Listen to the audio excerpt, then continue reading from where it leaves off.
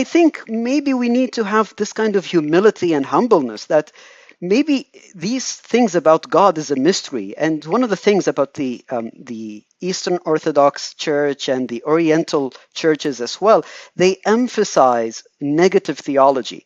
We can say maybe what God is not, but it's very difficult to say what God is, because God is a mystery, and we need to respect this mystery. And maybe that's the whole point. Maybe the whole point why God may give different people different texts and allow for many different interpretations, even from the same text, looking into the early churches, for example, and their big debates about Christology. Well, maybe because the goal is for people to seek the truth, to seek God. And if everybody said, well, God is A, B, C, D, then nobody will be seeking the truth, because everybody will tell you, well, God is A, B, C, D.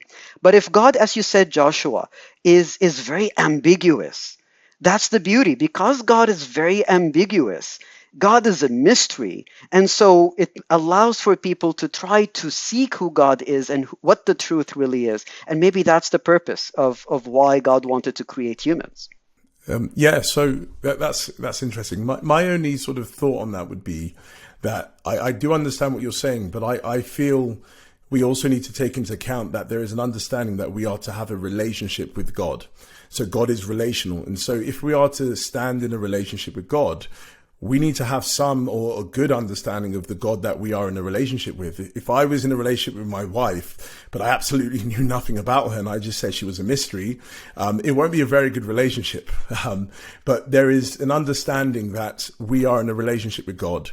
We stand in this relationship. And if we are to be able to fulfill the expectations of the relationship, and for God to fulfill the expectations that he has as well for us, then we will need to have some understanding. And so what I think is good to sort of emphasize is, in sort of Christian theology, we would say that you can apprehend what God has revealed of himself, but you cannot comprehend it, in that we are not going to fully understand everything about God. But because God has revealed things about himself, we can apprehend it. We can come to some sort of a conceptual understanding of these things. Because if we can't, then I don't know how we can enter into a authentic relationship with him. And so for me personally, sort of, maybe it's my philosophical sort of hat that I wear all the time, but I don't really like the word mystery, in that I think I do believe mystery, there is always a mystery or mystical element of theology. But I do believe that sometimes we pull the mystery card too early, when I don't think we have warrant to do that yet. Because I would say, if we've been able to develop our understandings of many things in the world, why can't we do the same thing for God? And not God from an a priori perspective, in that I'm sitting on my couch and God hasn't revealed anything and I'm just going to think and know about God.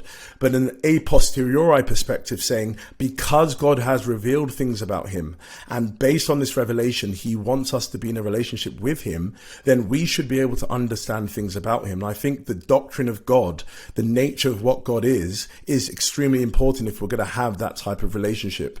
And so, for me, the doctrine of the Trinity, I would say, and the incarnation of the Son as the person of Jesus, are fundamental things that I think we can come to a good level of understanding of. For more conversations between Christians and skeptics, subscribe to the Unbelievable podcast. And for more updates and bonus content, sign up to the Unbelievable newsletter.